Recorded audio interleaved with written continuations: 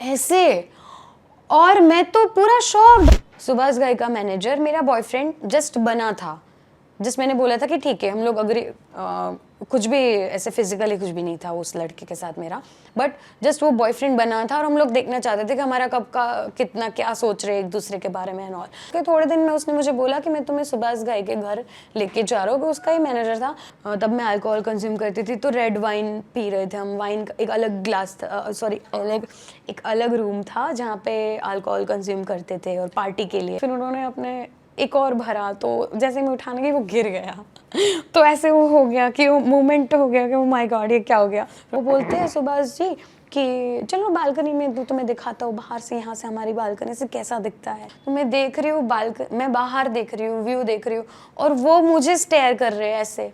पर मैं तो ऐसे बाहर देख रही हूँ, तो वो मुझे ऐसे स्टेयर, अगर कोई मुझे इतना पास से कोई स्टेयर करे तो मुझे तो पता चलेगा मैं यहाँ देख रही हूँ, ये यहाँ क्यों देख रहा है। मुझे बोलते हैं तुम्हें पता है तुम्हारी हंसी बहुत ब्यूटीफुल है, तुम बहुत कुछ कर सकती हो बॉलीवुड में, तुम्हारा बहुत बड़ा नाम हो जाएगा, तुम हंसती हो तो कितनी प्यारी लगती हो, तुम बहुत सेक्सी हो।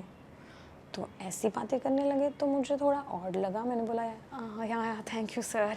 मैं अंदर चली गई मेरे बॉयफ्रेंड के सामने। मुझे लगा कि ये कुछ कर ना ले।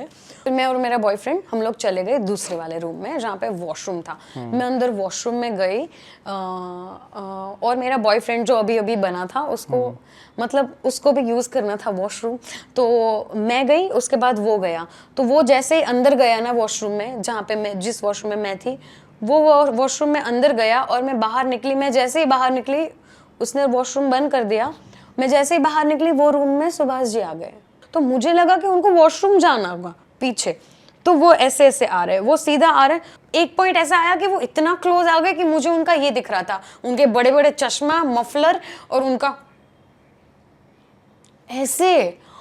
और मैं तो पूरा शॉक्ड, उनकी आंखें बंद थी, मैं ऐसे हो गई। और वो तब मोमेंट ही नहीं था कि मैं पीछे हट पाऊँ या कुछ कर पाऊँ, मैं ऐसे हो गई उनका। तो उनका लिप्स यहाँ पे मेरे गाल पे क्लैश हो गया, उनका स्पिट वाला गाल मुझे यहाँ पे ऐसे उन्होंने किस कर लिया।